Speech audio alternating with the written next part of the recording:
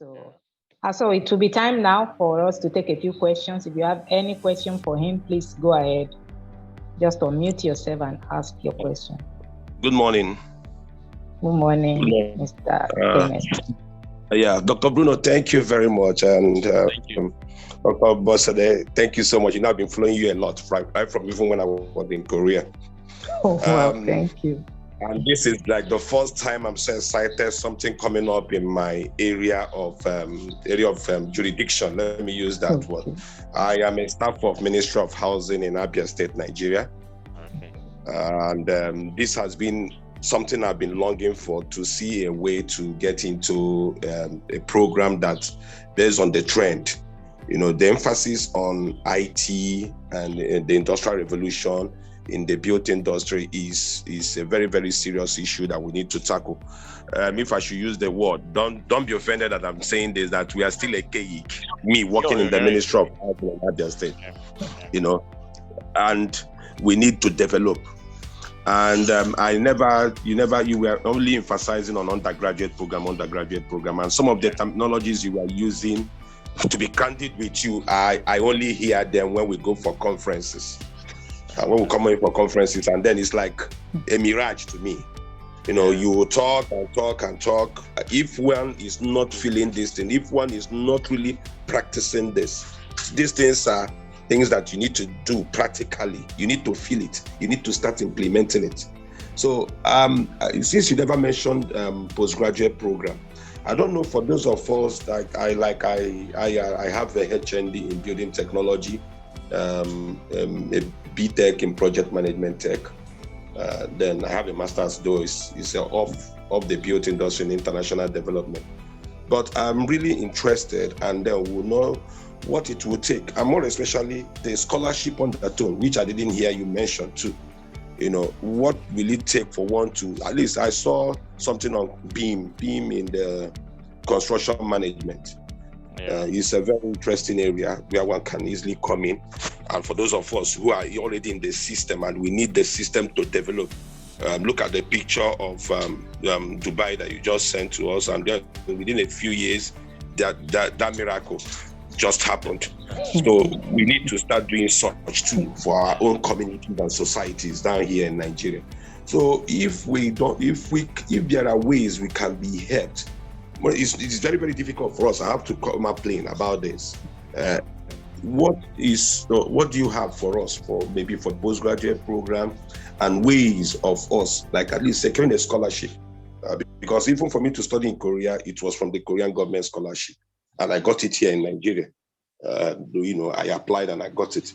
So if it is possible for you to streamline, more especially to help us out who are civil servants, because we need to start from the grassroots here to start making these things work. I think that is, so my concern is postgraduate program, how can one get a scholarship, and any other information that you can give. So, thank you. All right. Thank you very much, Kenneth, for your question. Recording in progress. Yeah, you are right that the process of transformation in the construction industry is still at its infancy level. You're very correct. However, there are a lot of efforts by industry experts and also academics, to kind of move this towards a positive trend. I didn't mention scholarship because here presently we don't have scholarships. However, I would strongly recommend you to have this constant touch with Arrows Education. They will be able to kind of give you the details of the available scholarships. In the UK, we have PhD in built environments. We have PhD in different aspects, digital construction. In Malaysia here, we just have PhD in built environment, and the opportunities now are not really scholarship related. They are on self-sponsorship. So I'm very sorry to inform you that we don't have any scholarship at the moment. However, I believe that Dr. Bosede will definitely keep in touch with you to kind of give you the necessary assistance. Thank you. Thank you very much, Dr. Bruno. Let me just add a little to what he has said. If you came in on the call early, I actually showed some of the scholarships that are currently on that you can apply for postgraduate funding. We also have some schools here and outside here that you could apply for scholarships. But if we are looking at PhD scholarships, I must be sincere with you, they don't just come like on a platter of gold. You have to put in something. And that something starts from your research proposal. You have a good research proposal, it becomes very easy to get a supervisor interested in your proposal. We have a few schools here in Malaysia that have scholarships for masters and PhDs if you are going for research. And then out there in the Western world, there are a lot more of the scholarships. Last webinar, we had a PhD student from Australia who addressed the audience. He's on a full scholarship studying for his PhD in Australia. He was actually here before he started his PhD in Malaysia, and then he kept working on this opportunity and finally got a full ride to Australia. They are available. Those scholarships are available, but they come with a lot of sacrifice. You have to work for it, and we are willing to support you for the challenge that we usually have is that I don't know how to put this. I don't want to sound offensive, but I want to say when our staff or anyone from Arrow's End is willing to offer support in this kind of situation, people don't think of it as a service to be paid for. So, and then somebody is going to spend their time to do this with you. Time is money, but unfortunately, many times people don't realize that. So that's why we felt, okay, we can do this for everyone for free. We can provide information. Our experts can come on the call and share their experience and whatever information they have, and people can use those information to access opportunities.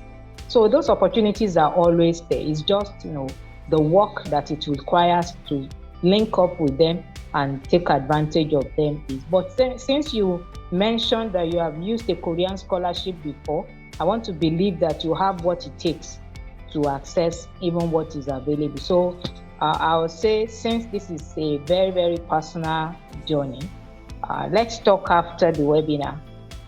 +601 121 Let's connect on WhatsApp. Okay, you have it. Okay, so let's talk on WhatsApp after the webinar, then we can take it off from there. Thank you very much, Doc. You're welcome. All right, thank you. Okay. Yeah. Any other question? My question is one from different field can easily integrate into the field of construction. Somebody from a different field, can a person integrate into the construction industry? Can you give an example of the field? Maybe maybe you are in education, some form of education. Yeah, we have different aspects of construction. We have construction education, right?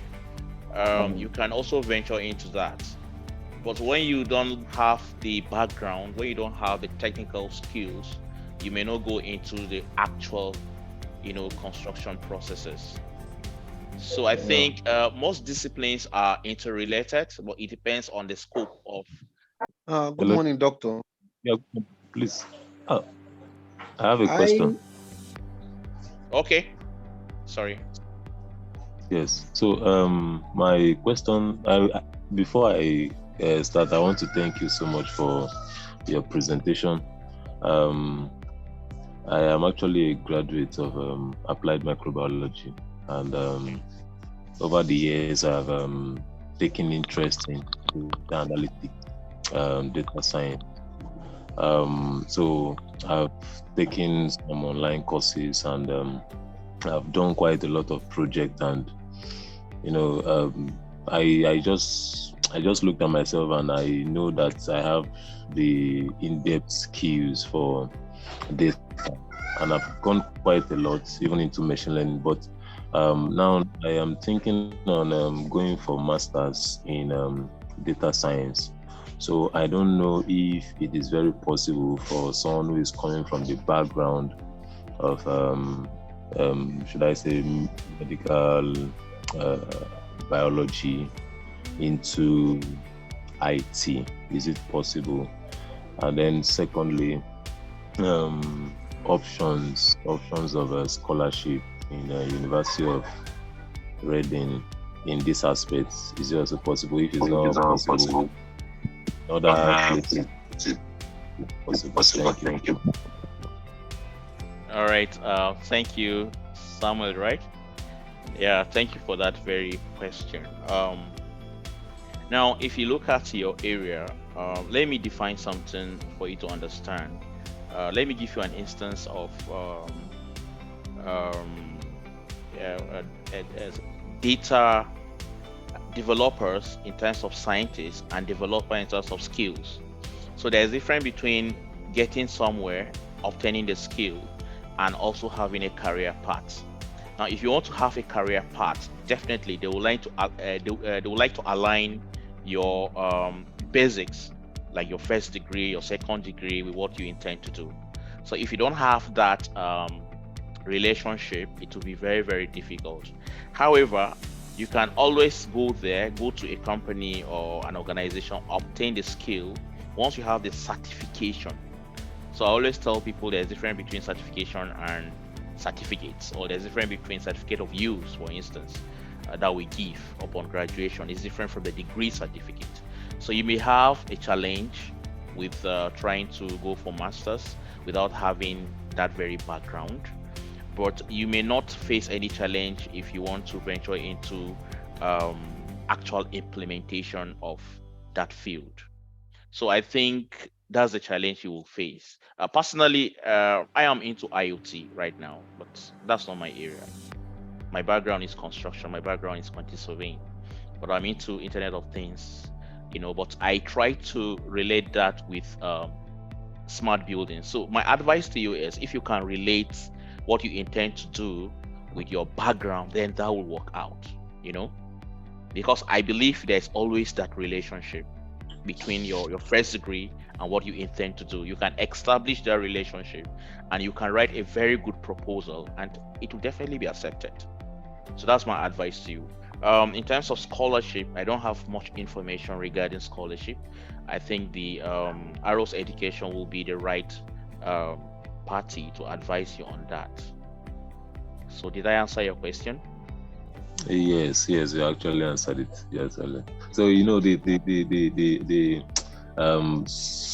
some days ago I was thinking that in terms of health professionals, especially doctors, being able to detect that a patient has malaria, I was just thinking that as a data scientist, I can be able to perfectly. That was what I was trying to tell you. If you can establish that relationship with your area, then it will work out. I believe every discipline there's a form of relationship. Once you can establish that relationship, that will be fine. I just published a paper, a Q1 paper on Internet of Things applications in smart buildings. So you see, that's not my area, but I was able to publish in a very high impact journal. So it's not my area, but I'm trying to venture into it, trying to know all the sensors, all the network architecture. That's not my area, but I'm trying to kind of relate that to construction. So you can also do that. You have data, being a data analyst and also health field. You can establish that relationship, and then you excel. I believe you will excel. Yeah. So thank you very much. Thank you. Thank you very much, Dr. Bruno. And let me just add to that by saying, if your intention is to switch careers, what will go well for you is to consider a postgraduate diploma or postgraduate certificate in the field you are interested in. That will be a 1 year to 18 months program, and it's considered as an alternative to a bachelor's degree. Then with that, you can go on to do a master's degree in the field of your interest. But if you are still talking about staying within your field, you may look at something in the line of health informatics or healthcare analytics, biomedical engineering, biomedical information science. Those are all options in technology within your field that you can explore. And then, there are a number of institutions that you can think of. So maybe you can just let us know which country you are interested in, and then we can discuss further on that. And so we have 3 more questions to take. I'm just going to take those whose hands are up now. We'll have Mr. Jeffrey first, then we'll have Mr. Shaola next, and Dr. Maxwell will be next after him. So please, let's quickly take that. We're trying to be to beat the time. We don't want to... Well done so far, ma'am. God bless you, ma'am. Thank you. Yeah. My question is, I am a graduate of I graduated as HND holder on business administration and management. So I intend to go for my master's on IT.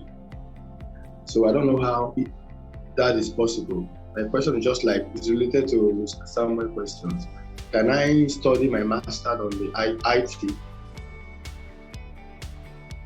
Okay, yes is the answer to your question. You can actually study a master's in any field of your choice, but with an HND as a background, you will need a postgraduate diploma or a postgraduate certificate to cover that ground. But I think in the United Kingdom, there are actually universities that may accept an HND, then they'll give you a crossover master's program. So you do like 1 semester of a bridging program, and then you can move on to the program you are interested in.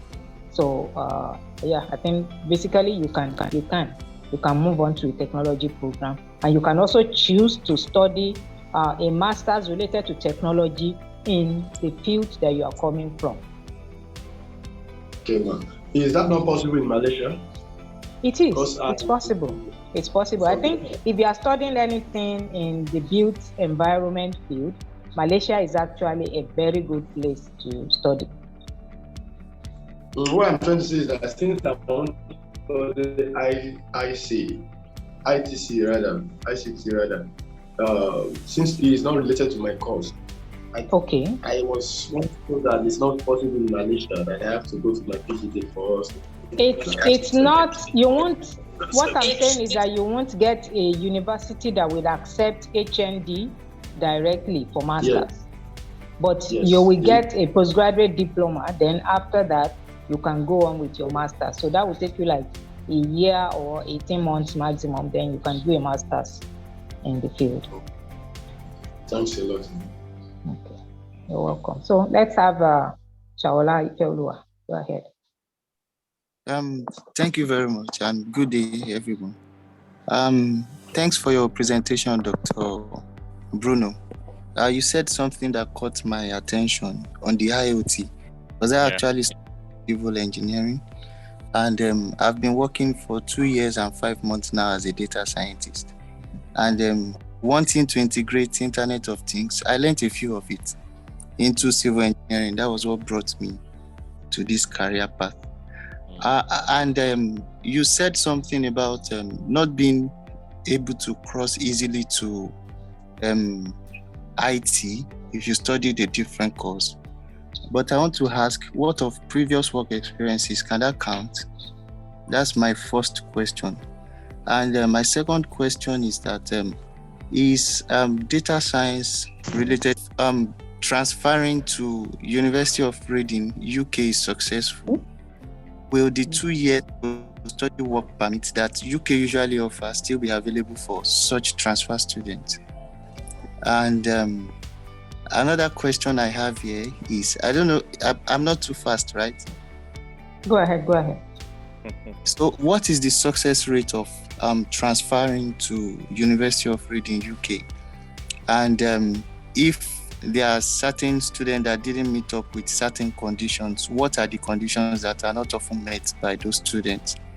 And my last question goes to Dr. Edwards, that bringing dependents to Malaysia, is it also is that option also available, and what are the conditions around it? Thank you. Dr. Bruno, over to you. All right. Thank you. So your first question was about experience, right? Yes. Hello? Yes. So can you briefly repeat that so that I get it right? Okay. So like for instance, I studied civil engineering, and I have 2 years plus experience in say IT. So, and that experience counts for me when I'm applying for MSc, for instance. Yeah. To study MSc at University of Reading. Or I will still need additional certifications like you mentioned. Yeah, for the MSc, it depends what MSc are you looking at. Because in Reading, UK, we don't have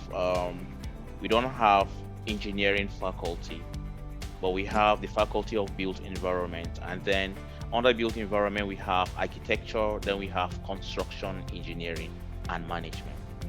So I think they do consider experience a lot. It's very flexible. It's not like Nigeria.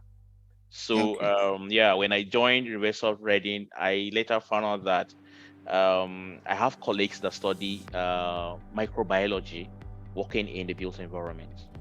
Oh. But in Nigeria, it will never happen. It will never happen. So there's a relationship somehow. They always establish the relationship, maybe sustainability, or maybe something that has to do with construction. So I believe with IT, civil engineering is closely related. Okay. So it depends on your proposal. If you can write a very strong proposal, you highlight your experience and you highlight what you can do and what you cannot do, I believe they will look into that. Okay. Very strongly, yeah. So the second question is about having this post visa, right? Once you transfer from Malaysia to UK. Science in University of Reading, Malaysia, is it offered there? No, we don't offer. We don't offer that. What they offer here is accounting and finance. So they have an expert in financial, what they call it, data analysis in the financial sector. Okay. So it's not really a general one. It's limited to accounting and finance. Yeah. So we have a very renowned professor of financial analyst. He's a financial analyst. Yeah. So it depends on what you want. If you want to, are you familiar with Henley Business School? Say that again, please.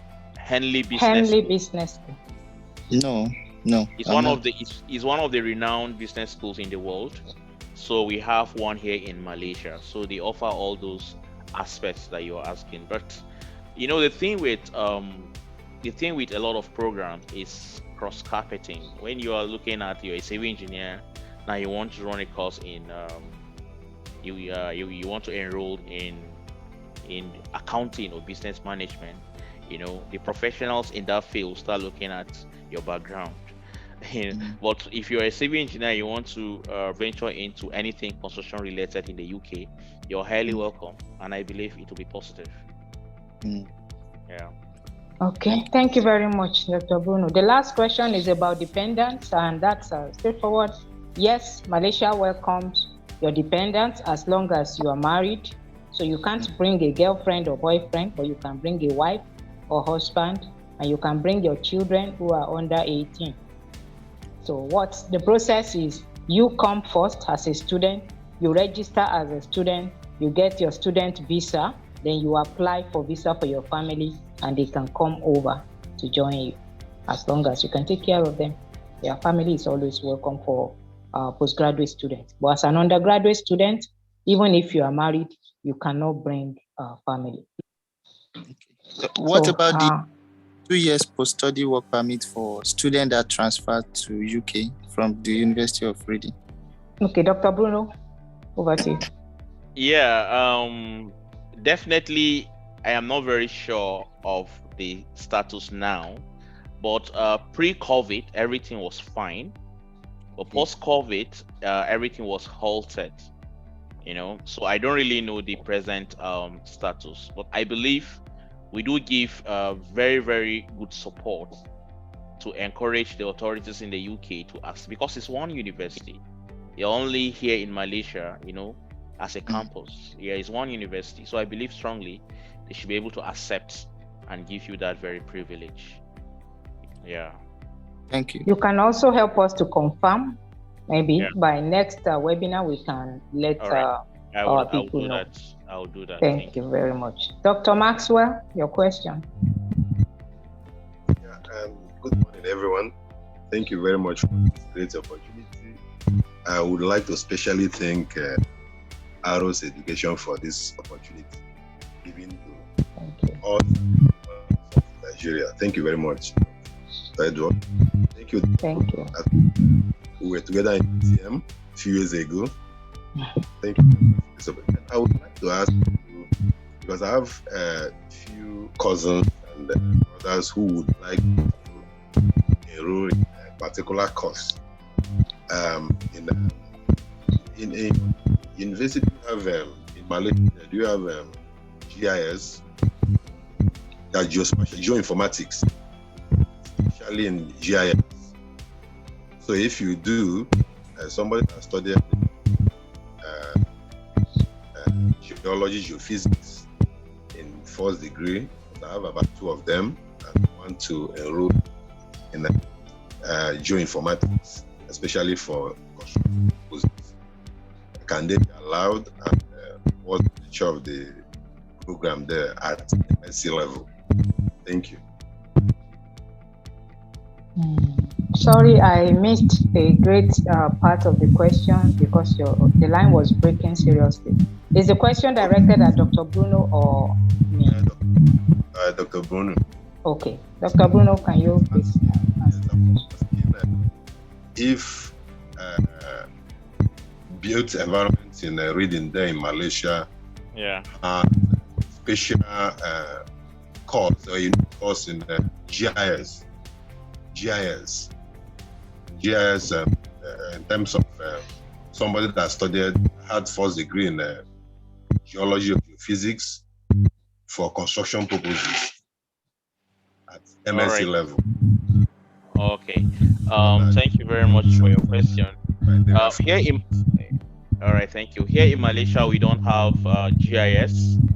We have 4 programs. That's basically quantity surveying, building surveying, construction management, and we also have construction management and surveying in the UK. So we don't have anything related to GIS in the construction field in Malaysia. But I think in other universities like UTM, I think they have GIS. I'm not very sure. Yeah, but they should have GIS, and other universities here in Malaysia should have GIS. Yeah. Thank you, Dr. Bruno. Yeah, so the program is available in other universities here in Malaysia. I think this will be a very good point to stop. There is, I think we've taken all the questions. So thank you very much, everyone.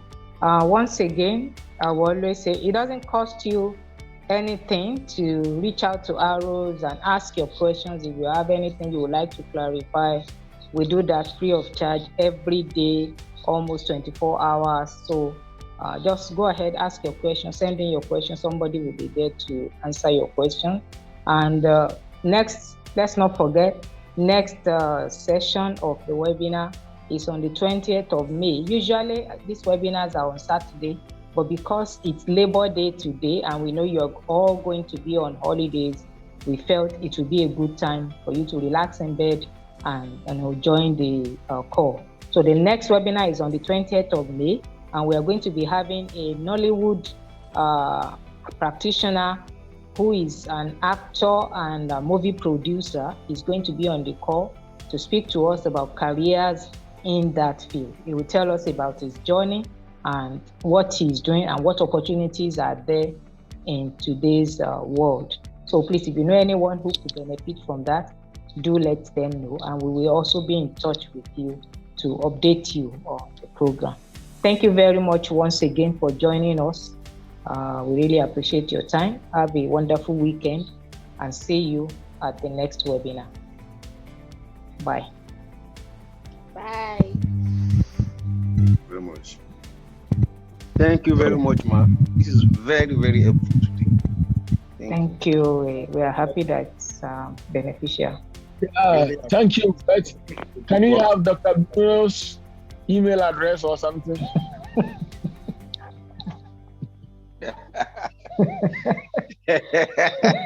You can connect with him on Facebook.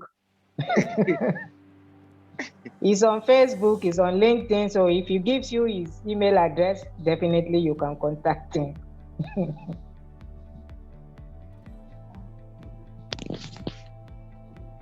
Please, is Dr. Bruno on LinkedIn? Yes, he's on LinkedIn, same name. Okay, so that I can follow him up.